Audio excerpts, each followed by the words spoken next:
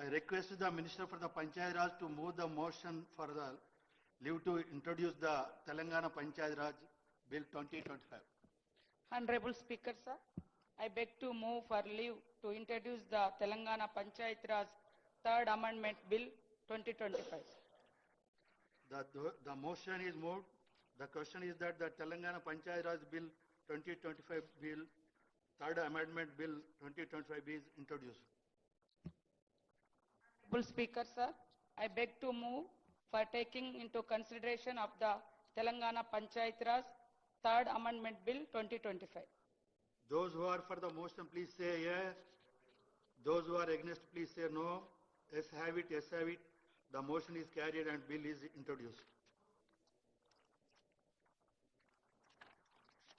I request the Minister for the Panchayat Raj to Sir, move ఈరోజు ఈ bill యొక్క ఉద్దేశం బీసీలకు స్థానిక సంస్థలలో 42% రిజర్వేషన్ కల్పిస్తూ నేడు పంచాయతీరాజ్ చట్ట సవరణ బిల్లును ప్రతిపాదిస్తున్నాం.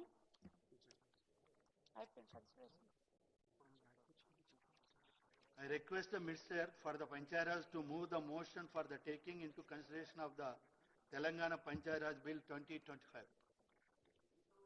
I beg to move for taking into consideration of the Telangana Panchayat Raj Second Amendment Bill 2025. The motion is moved. Now discussion on consideration of the bill.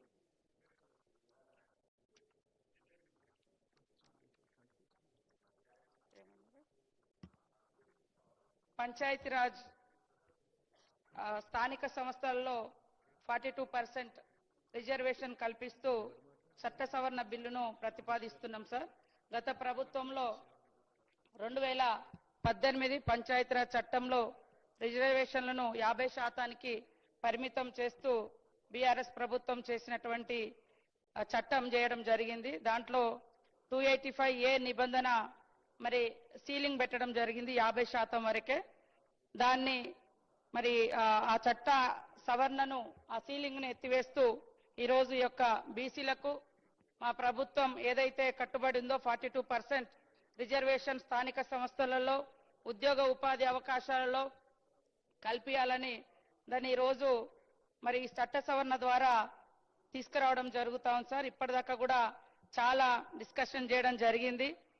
తెలంగాణలో బీసీలు అధికంగా ఉన్న రీత్యా జనాభా ప్రాతిపదికన రిజర్వేషన్లు కల్పిస్తామని ఆ రోజు మా నాయకుడు రాహుల్ గాంధీ గారు ఇత్నా ఆబాది ఉత్నా ఇస్సేదారి అనేటువంటి ఒక స్ఫూర్తితోటి ఒక సామాజిక న్యాయ మూల సిద్ధాంతానికి కట్టుబడేటువంటి మా ప్రభుత్వం మరి ఈరోజు ఇంటింటి సర్వే ద్వారా ఆ తర్వాత డెడికేటెడ్ కమిషన్ ఏర్పాటు చేయడం ద్వారా మరి ఈరోజు ఈ బిల్లును సమగ్రంగా శాస్త్రీయంగా అన్ని వర్గాలతోటి చర్చ చేసుకొని అసెంబ్లీలోకి తీసుకురావడం జరిగింది సార్. గతంలో కూడా 2 బిల్లులు తీసుకురావడం జరిగింది, ఆర్డినెన్స్ కూడా తీసుకురావడం జరిగింది.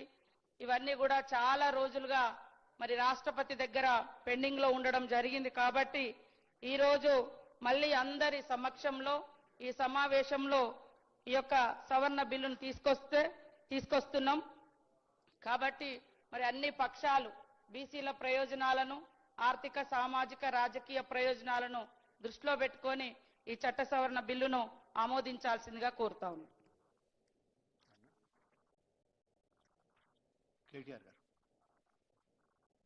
అధ్యక్ష, ముందుగా గౌరవ మంత్రి గారు ప్రవేశపెట్టిన ఈ చట్ట